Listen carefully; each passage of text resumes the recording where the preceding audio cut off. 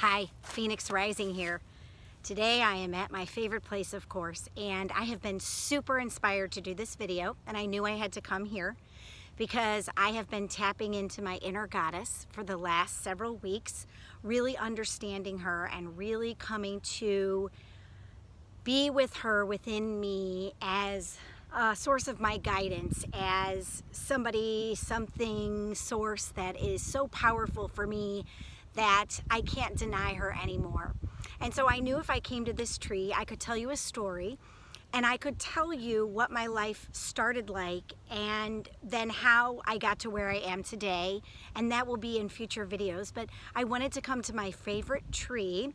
This is one of my favorite trees in this park because I know as a little girl that there was a tree in my backyard. Now, it started out with me at 3 years old jumping off a high dive at our neighborhood pool. And my parents watched me walk up the ladder and then jump off this huge high dive into 12 feet of water. And I had a neighbor friend with me who was much older. She was my babysitter. But they allowed me to do this repeatedly. So as a little girl, 3 years old, I would just climb up the high dive, jump off, swim to the side, go up again. And it was so powerful for me to be doing that because it really put in my mind that I was capable of doing things on my own, kind of scary, risky things maybe that we wouldn't think about doing when we were older. The second thing was my older sister and I had this rope climbing challenge in grade school, and there was these ropes in the gym, and if you got to the tippy top of the gym climbing this kind of thick rope, you would get a first place ribbon. And my sister and I, my older sister and I, we were like the rope climbing leaders. We actually were the fastest people in the whole school and getting these ribbons repeatedly because we could scale this rope really fast to the top of the gym, which was probably like 18 feet high, I guess. I'm not sure, but it was pretty high. Think of a gymnasium at your local school and what that looks like. So my sister and I would just climb up. Well, the next thing that I did, of course, was to climb my favorite tree. Not this tree, but the tree that I would climb at my house that I grew up in. And I could scale that sucker so fast, get to the tippy top, and I would stand in this three-pronged branch and I would sway in the wind. And I could see Westport Plaza, if you know where that is, from that piece, and I would be up there and I felt so free and so alive. And that was really a place for me to go into kind of like my own seclusion of nature, you know, where I could just be up there and I couldn't hear and no one could find me. And so one day my mom saw me out of the window and she like freaked out, and she had told my dad, who was at work, and he's like, oh, no big deal, she'll be fine. And then my dad came home one day and he saw me up there and he was like, you get down from there right now, because he was freaking out that I was up so high and on this little branch. And I was teeny tiny. I was only 5 or 6. I probably weighed like 30, 40 pounds maybe. I mean, I was really super tiny. That's why I could get up there so fast. And looking back over my life, what that reminds me of as a child was that I trusted myself and I trusted my insides, my source, the guidance that I was being given. I trusted my intuition. I knew that that tree was calling my name. I knew I felt safe in that tree. I felt at home. I felt so good up there. It was my special place. And I know that's why I come here all the time, because it's that nature. It's this tree that I've seen the fairies and the orbs in. And so I have a connection to nature and the trees. And so when I look back at my life, and I start noticing where I was in my teens, my 20s, my 30s, my 40s, is that I lost a lot of that trusting of myself.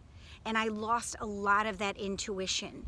And I gave away my power over and over. And I gave away my energy because people could see that I radiated this energy, this power, this confidence, even as a teen in my 20s.